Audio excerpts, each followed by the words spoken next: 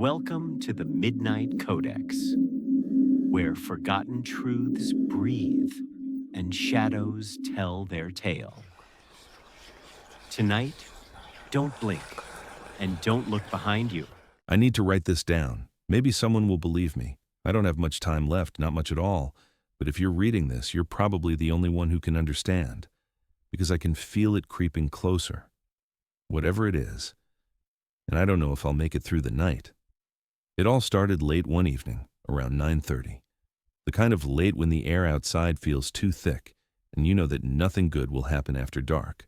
My name's Jake Thompson. I don't have much left.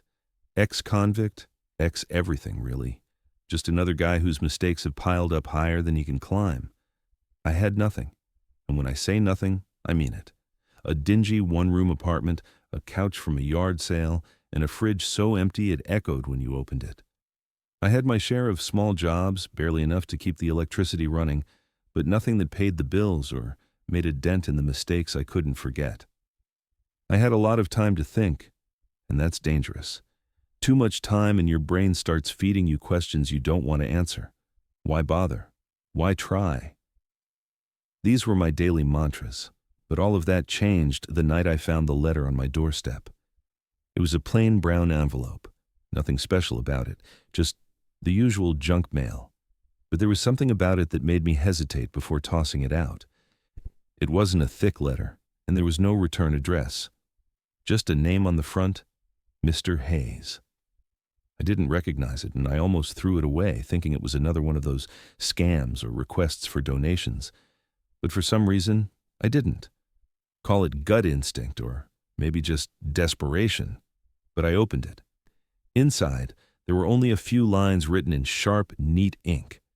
Jake Thompson, I don't know you, but I know about you. I have a job offer that will change your life. It's in your best interest to accept. The Alcatraz Correctional Facility is looking for a night guard. The pay is more than you could imagine. I trust you will be there at midnight. Your life depends on it. I stared at the paper for what felt like an eternity. My first reaction, that it was a joke, some sick prank. But then there was the pay. It was a lot, too much. And at that moment, I realized that I had no other options, not a single one. I had heard of Alcatraz, of course, who hadn't? But I hadn't heard of anyone being hired to guard it. The prison had been shut down for years, nearly forgotten by the world, the kind of place people whispered about in stories but never spoke of aloud. And yet here it was, an offer. I called the number listed on the letter, and a voice picked up immediately.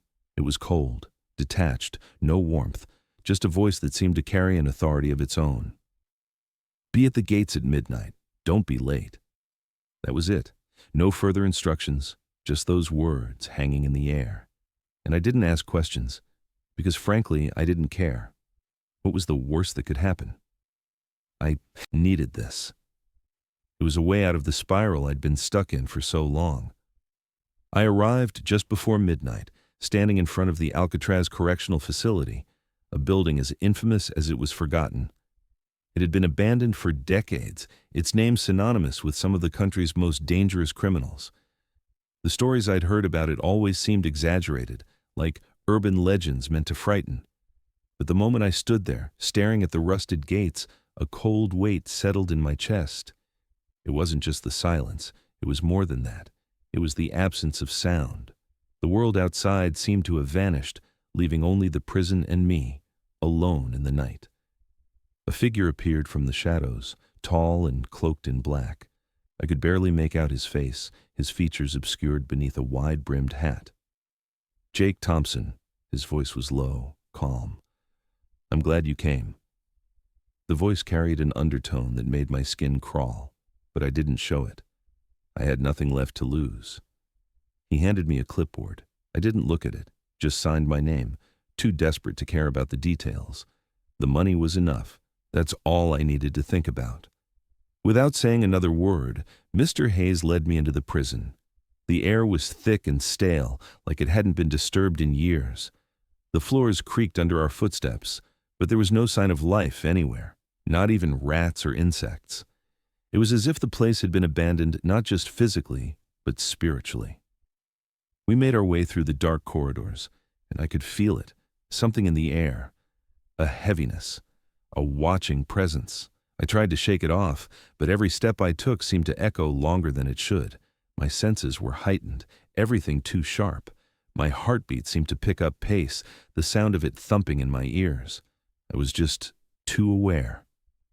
Finally, we arrived at the control room, small, cramped, dimly lit by flickering lights. The screens on the walls were filled with static, the equipment ancient. Nothing worked. And then, Mr. Hayes handed me a sheet of paper. It looked old, worn at the edges. I looked at it, then back at him. "There are 5 rules," Mr. Hayes said, his voice colder now, almost like a warning. "Follow them and you'll make it through the night. Break them and you'll be like the others." I didn't ask what he meant by that, didn't have the nerve to. He turned, leaving me alone with the paper. I read it. The 5 rules to stay alive. Do not leave the main hall after 2 a.m. If you hear footsteps, do not look. Always keep the lights on. If you hear voices, do not respond. Leave before dawn. If you don't, you're part of the prison forever. I stared at the list, feeling a slight tightening in my chest. This wasn't a normal job, that much was clear. I glanced up at the door. Mr. Hayes was gone. The rules felt strange, but I didn't argue. I was alone in a prison, a ghost of its past, forgotten and decaying. And these rules were my only guide. I could feel the weight of the silence pressing down on me. I was alone here. The doors slammed shut behind me, the noise reverberating in the cold, empty hall. I didn't know if I was alone, but I was certainly the only one here. I wasn't ready. I didn't understand what I'd gotten myself into, but I was here. And I wasn't leaving. I entered the control room with a sense of trepidation, the dusty air heavy in my lungs. The place felt abandoned, forgotten by time, left to rot.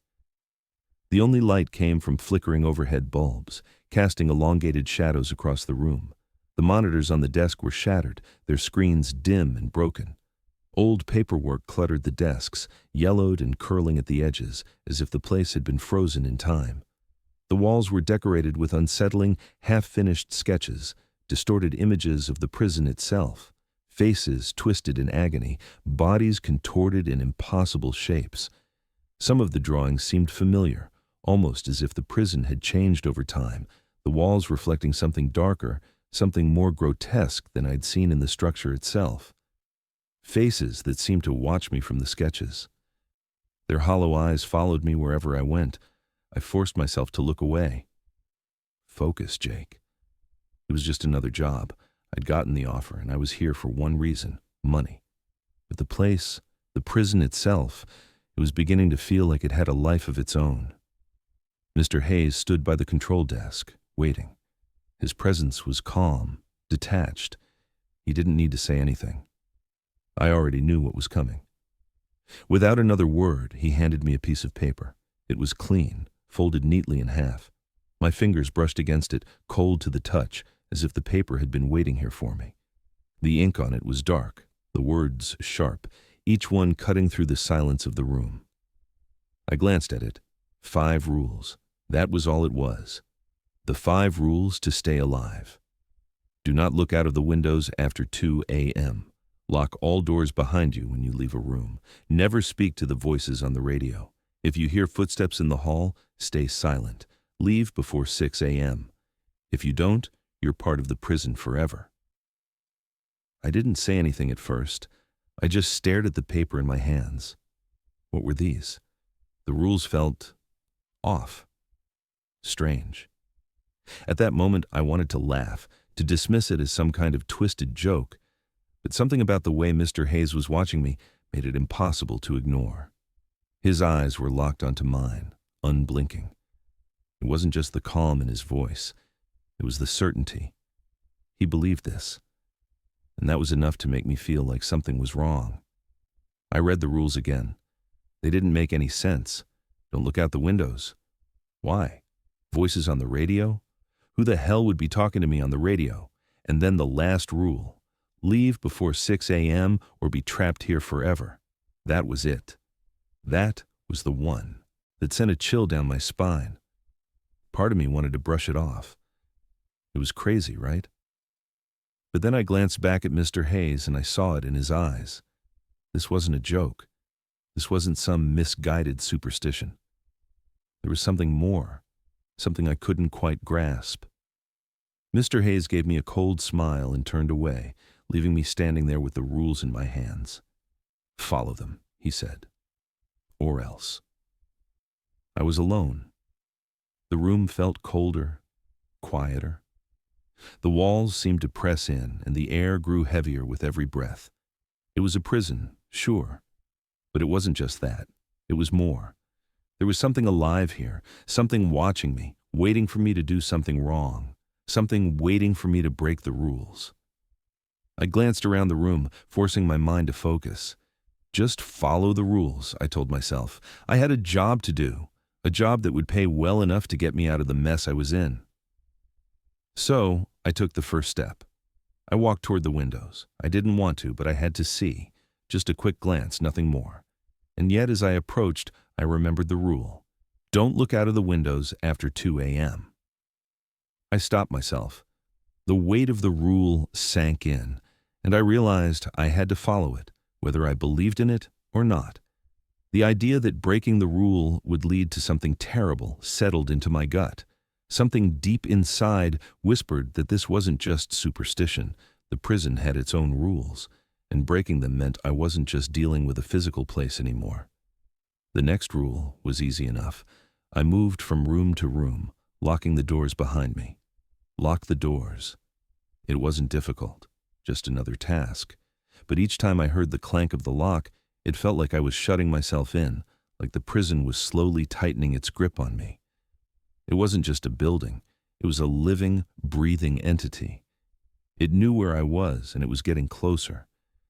I had to follow the next rule, the one about the radio. Never speak to the voices on the radio. I wasn't even sure what I'd hear, but it was a simple rule. Stay silent, no matter what. So when the radio crackled to life, I kept my mouth shut. "Jake," the voice whispered. It wasn't clear at first, maybe I was imagining it, but then it repeated, clearer this time. "Jake." My heart skipped a beat. I froze. My mind screamed at me to answer, but I remembered the rule. I couldn't speak. No matter how familiar the voice sounded, I couldn't respond. So I turned the dial, silencing it, my pulse racing in my ears. The footsteps started soon after. They were faint at first, just a soft echo down the hallway. But they grew louder, closer, until I couldn't deny them anymore. I stood still, as the rule demanded. I didn't breathe. I didn't move. The footsteps weren't just in the hall. They were following me. I could feel the pressure building, something unseen watching me from behind. My skin prickled, my throat tightened. I could barely stand it. But I stayed silent. The rule was the only thing that kept me grounded, and if I broke it, I knew I'd regret it. The prison seemed to shift. It wasn't just the footsteps or the whispers on the radio. It was the way the air felt, how the silence grew thicker with every passing second. I didn't know if it was the prison itself that was changing, or if I was simply losing my mind. But as I stood there in the hallway, the sense of unease was overwhelming. The feeling of being watched, of being followed, was now undeniable. I didn't have to look behind me to know that something was there, something waiting. And then, the final rule. Leave before 6 a.m. I glanced at the clock. The hands ticked slowly, every second an eternity. I had to leave. But how? How could I leave when I was being trapped in a place I didn't understand, trapped by the rules? I wasn't sure if I could escape. But the clock was ticking, and if I didn't leave before dawn, I might never leave at all. The clock struck midnight, its chimes reverberating through the empty halls. It felt like the sound lingered longer than it should, echoing off the cracked concrete walls, stirring the silence that had been hanging thickly in the air. For a moment, I thought I heard something else, a whisper, so soft, so faint, it was as if the building itself was trying to speak to me. I shook it off. There was no time for that. I had a job to do. The rules were clear. I walked deeper into the prison, the weight of the night pressing in on me. The hall stretched out before me, dark and uninviting, the empty cells staring back at me like gaping mouths. Each cell seemed to have a personality, an oppressive presence of its own. The shadows stretched unnaturally long, curling like fingers reaching for me as I passed. The lights above flickered, the faint buzz of their failing circuits making the silence feel even more unsettling. I had to keep moving. I couldn't stand still. The longer I stayed in one place, the heavier the air seemed to get. I needed to stay busy, keep my focus sharp. But it wasn't just the walls that felt suffocating. It was the stillness, the way the air seemed to hold its breath, waiting for something, waiting for me to slip up. The first few hours felt ordinary enough. I moved from one wing to the next, locking the doors as instructed, checking the monitors and making sure everything was in its place. The prison's layout was confusing at first, but I'd memorized the basic structure. It didn't seem so bad at the start. That was until I reached the first row of cells. I had to stop. I wasn't sure why. Maybe it was the way the light played off the metal bars or the shadows that stretched just a little too far. But something about the empty cells unnerved me. They felt too quiet, too still. I glanced into the first cell as I passed, and that's when I saw it. The shadows inside seemed to move, shift, like someone, or something, was standing in the corner, watching me. I froze. Was it a trick of the light? Was my mind just playing games on me? I stared, trying to make sense of it.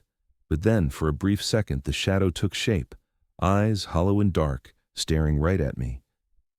I blinked, and they were gone. I quickly turned away, pushing the thought out of my mind. Stay calm, Jake. It was nothing. It had to be. But my heart was racing now. That feeling, the one that told me something was wrong, was creeping up again. I couldn't shake it. I moved faster, hoping the movement would shake off the unease that had settled into my bones. I focused on the next door, making sure to lock it behind me as I passed, the sound of the key turning in the lock echoing through the halls. Then it started. I heard the footsteps. At first they were faint, just a soft tapping, like someone walking behind me. I stopped. My heart skipped. No one was supposed to be here. I turned, my flashlight sweeping across the hallway, but it was empty. There was nothing there, just the endless stretch of dark, empty cells. My breath hitched. Had I imagined it? I stood there for a moment, unsure of what I'd just heard. I shook my head. Get it together, Jake. I started walking again, but the sound of the footsteps returned, just a little louder this time. I looked over my shoulder once more. Still nothing. The prison was making me hear things, that was it. I was tired, stressed, and paranoid, but the footsteps weren't stopping. The feeling that something was following me, just behind me, was growing stronger. I quickened my pace, my mind racing. What if it was real? What if someone else was in the prison with me? But no, the rules were clear. I was alone. And yet, the footsteps didn't stop. They grew louder, almost in time with my own steps. It was as if they were mimicking me, matching my pace, as if someone was walking just behind me, but whenever I turned, there was nothing there. No one. I couldn't take it anymore. I had to move faster. The faster I walked, the faster the footsteps seemed to follow, always just behind me, echoing in the distance. I made a turn, hoping to get away from the sound. But the prison, with its twisted, crumbling hallways, felt like a maze. It all started to blur together. The lights flickered again, the sound of the light bulbs buzzing louder this time, almost like a warning. And that's when I heard the whisper. Jake. I stopped. My heart hammered in my chest. That was no mistake. I heard my name. I heard it clear as day, echoing down the empty hall. The voice wasn't from the footsteps or the radios or from anywhere I could physically trace. It came from the walls themselves. I turned sharply. The hall was empty. Nothing moved. Nothing was there. My skin prickled. I felt my breath come quicker, my heart racing. Was I losing it? The rules flashed in my mind. Stay silent. Don't respond to the voices. I tried to shake it off. I had to focus. I needed to make it through this night. I had to follow the rules. But the footsteps didn't stop. Every corner I turned, they were there, a little louder, a little closer. Every time I looked over my shoulder, I saw nothing but the darkness, stretching on forever. It wasn't just the footsteps. It was the laughter, soft at first, but growing louder. It seemed to come from the walls, from the very air around me, twisting through the empty hallways like a horrible, unseen presence. And then, the worst part, the radio crackled to life. Jake, I felt my throat tighten. The radio, I remembered. I couldn't speak to it. It was another rule, but the voice, it was my name. Was this all in my head? Had I lost my mind already? I turned the dial, switching the radio off, but the laughter didn't stop. The footsteps didn't stop. The walls seemed to breathe, the air thickening, pressing in on me. I could feel it now. The prison itself was alive. The walls were shifting, the darkness was growing, and I was at the center of it. This place wasn't just holding me here. It was trying to break me. I couldn't see what was following me, but I could feel it. It was all around me. The walls seemed to whisper, the floors creaked with unseen weight. The very air seemed to vibrate, like it was alive with something darker than I could understand. The clock on the wall read 2:45 a.m. My hands were trembling, my head spinning, but I had to make it to 6 a.m. I had to survive until then. I had to leave before it was too late. But the prison wasn't going to let me go. The clock struck 2:45 a.m. The chimes of the bell rang through the silence of the prison, deep and hollow, a sound that felt almost out of place in the stillness. I stood there, frozen for a moment, the weight of the night pressing down on me. The silence in the halls felt suffocating, as if every part of the prison was holding its breath, waiting for something, anything, to break it. I looked at the clock again. 2:45 a.m. The exact moment I had promised myself I wouldn't falter. The time had passed. The rule was clear in my mind. Do not look out of the windows after 2 a.m. But something felt different. Something unsettling gnawed at the edges of my thoughts, pulling me toward the window. I wasn't sure what it was. Maybe it was the way the shadows danced across the room, or the unnatural chill that had settled in the air. But the temptation to look out of the grimy window became too strong. I knew the rule. I knew what it said. But there was something about the moment, something about the stillness that made me question if I should even care. I approached the window, my heart thudding in my chest. "Don't do it, Jake. Don't look." The words echoed in my mind like a warning bell, but they came too late. My fingers brushed the cold glass as I moved closer. The outside world, bathed in moonlight and thick with fog, called to me. And then I looked. At first, I didn't see anything. Just the thick fog curling around the prison yard, the rusted fences and overgrown grass. It looked like any other abandoned building in the middle of nowhere, silent, forgotten, left to decay. But then, there it was, a figure. It stood motionless in the distance, framed by the haze, its eyes glowing, unnaturally bright in the darkness. They stared at me, unblinking. I couldn't look away. For a brief moment, I thought I was imagining it. A trick of the light, maybe. But the figure didn't move. Its presence was too real, too solid. It stood outside the fence, perfectly still, staring back at me. I blinked, and the figure didn't move. Its limbs were too long, unnaturally so. The arms stretched out in ways they shouldn't have, bending at impossible angles. The legs were twisted, bent in sharp angles, and the whole thing seemed to contort, like it was made of something that wasn't human. I couldn't look away. It was like my body had frozen in place, my eyes locked onto those glowing, unblinking eyes. I could feel my breath quicken, my heart hammered in my chest. And then I blinked again. This time, when I opened my eyes, it was gone. The yard outside was empty, just as it had been a moment before. I stared at the window for a long moment, trying to piece together what had just happened. The air felt colder, thicker, as though the entire room had shifted. My heart was still racing. What was that? Was it a hallucination? Had I imagined it? I didn't know, but something in my gut told me that it didn't matter. I had seen it, and I had broken the rule. The cold settled deeper into my bones. The temperature had dropped so suddenly that it took my breath away. It wasn't just the chill of the prison, it was a malignant cold, as though something had entered the room with me, something unseen, yet unmistakably present. I backed away from the window, but the feeling of being watched lingered. I could still feel the eyes on me, even though I couldn't see them anymore. My head spun, and that was when I heard it, the whisper. It wasn't coming from anywhere I could trace. It was inside my head, like a voice from deep within my thoughts. "You shouldn't have looked." I froze. The voice, it was so clear, so distinct, like it was speaking directly into my mind. It wasn't just a thought. It wasn't just paranoia. It was real. It was like something was inside me, making me feel every ounce of dread I'd been trying to suppress. The walls of the prison felt like they were closing in. The air thickened, and the whispers began again, louder this time, more frantic, angrier. And then the radio crackled to life. It startled me, but it wasn't the static I had grown used to. There was something different this time, something urgent in the hiss of the radio. The static was punctuated by a voice, faint at first, but unmistakable. "Jake."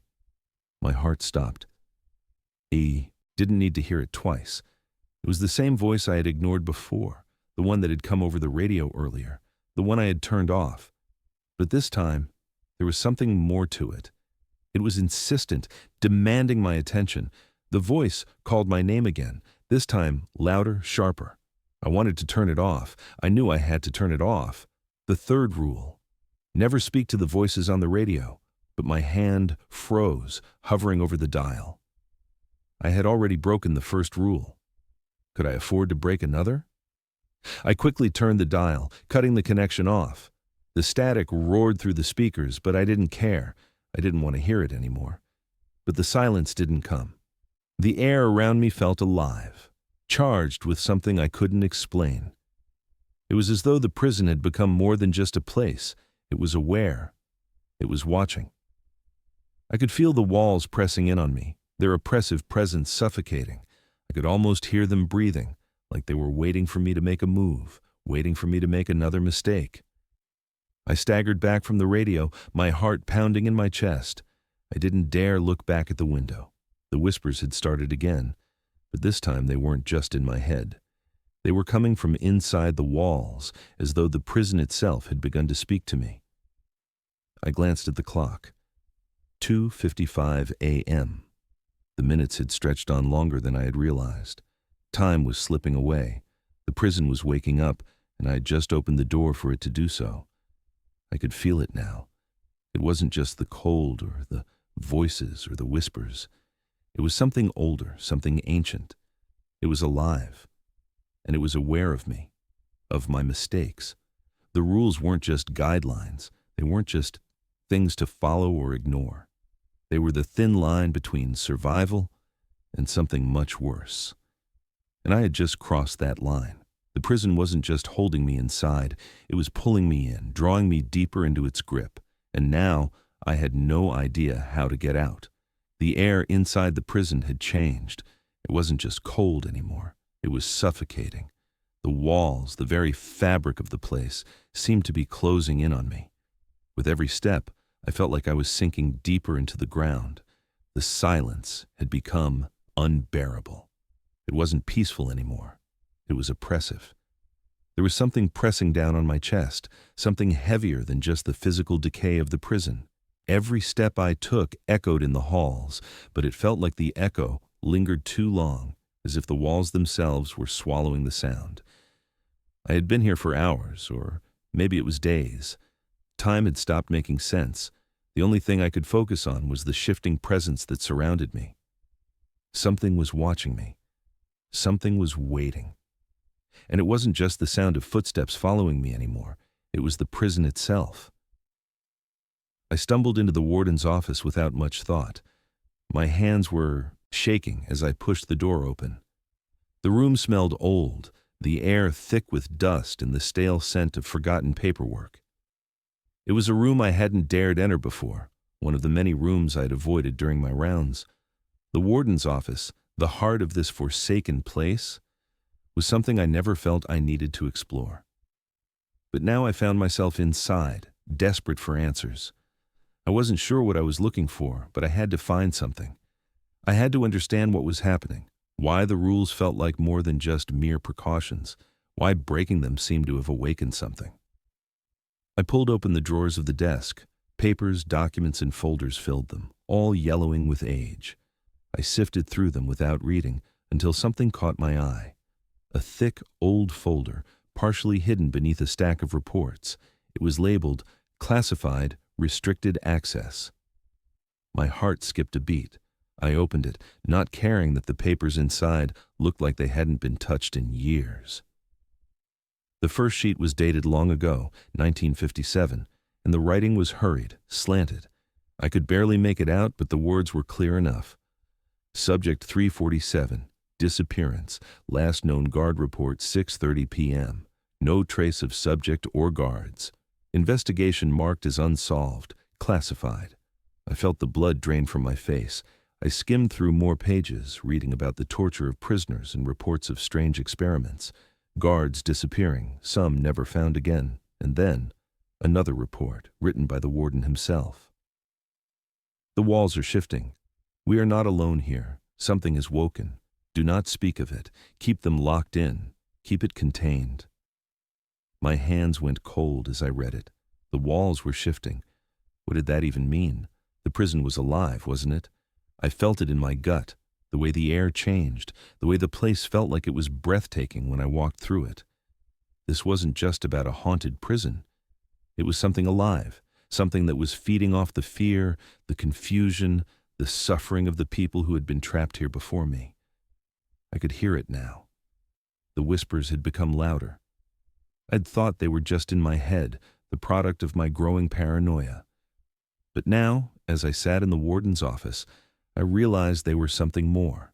They were real. The prison itself was speaking, calling to me. The temperature in the room dropped sharply, and I could see my breath misting in the air. The walls seemed to breathe. The space around me felt alive, like the building itself was reacting to me, pressing in on me. I stood up, my heart racing. I had to leave.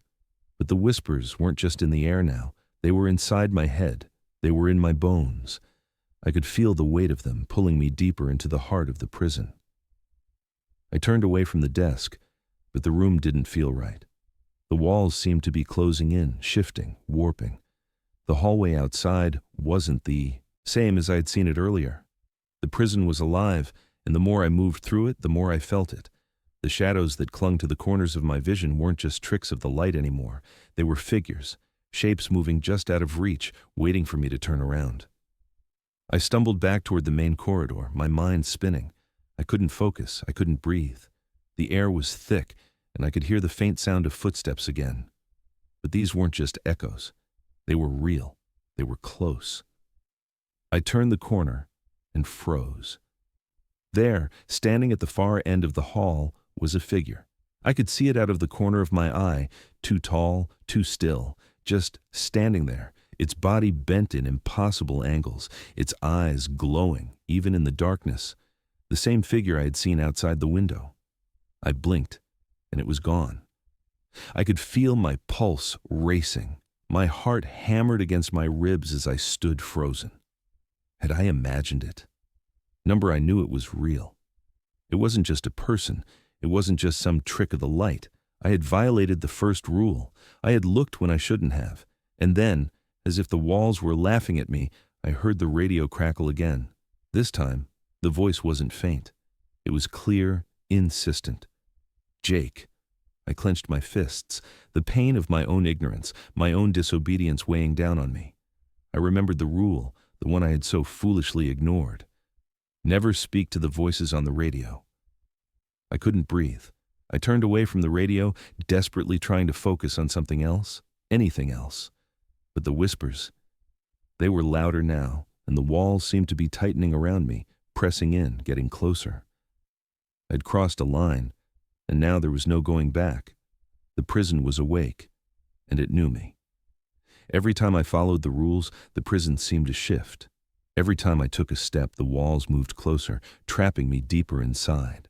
The figure outside, the whispers, the breathing walls. It was all part of it. The prison wasn't just a place, it was a trap. And I was caught. The clock ticked relentlessly toward 6 a.m. The prison, which had felt like a simple, cold structure at the start of my shift, now felt like something far more dangerous. Every step I took was heavier than the last, each breath more labored. The walls seemed to close in, pressing tighter and tighter around me. It was as though the very air was thickening, suffocating me, and the weight of time was becoming unbearable. The rules had never felt so real, so unavoidable. As the seconds ticked by, I knew that if I didn't leave by dawn, I would be part of the prison forever, one of its many lost souls. The weight of those rules, once something I thought I could bend or break, now pressed down on me with a suffocating force. I found myself at the center of the prison, standing in front of the locked doors. I had tried them before. I had yanked, pushed, and even banged against them in a desperate attempt to escape. But they wouldn't open. No matter how much force I used, they remained sealed, just like the walls around me. It was as if they were part of the prison's design, meant to trap me, just like everyone who had come before me. I backed away from the door, my pulse racing, my mind spinning. This was it.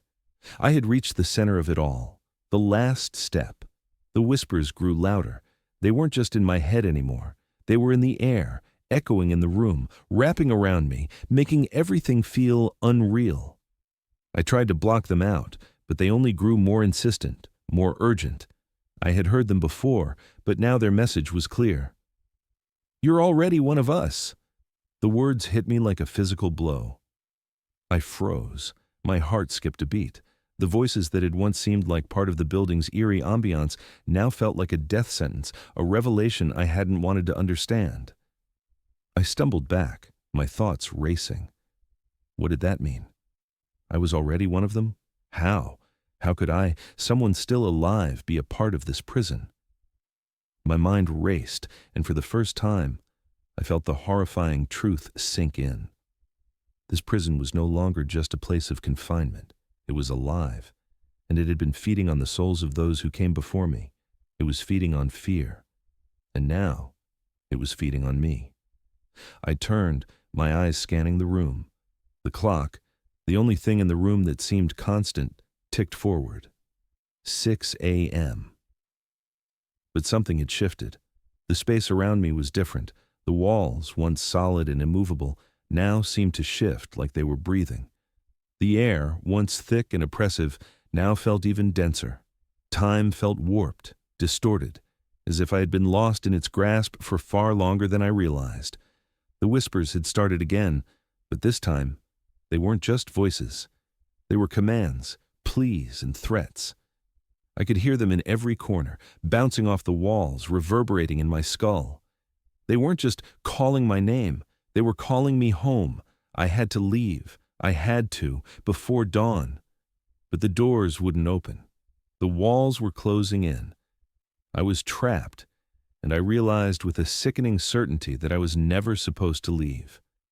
The rules had kept me alive, but they had never been about survival. They had been about containment, about ensuring that I stayed within these walls, just like all the others. The prison wasn't just a building, it was a living entity, and I had been drawn into its web. I looked at the clock again. It was 6 a.m., but time didn't matter anymore. The rules had already been set in motion. The moment I violated the first one, the moment I looked outside the window, I had started a chain reaction that was too late to stop. I could feel my identity slipping away. My name, my memories, they all felt like shadows now, fading, vanishing, as though the prison itself was slowly erasing me. I wasn't just locked in physically.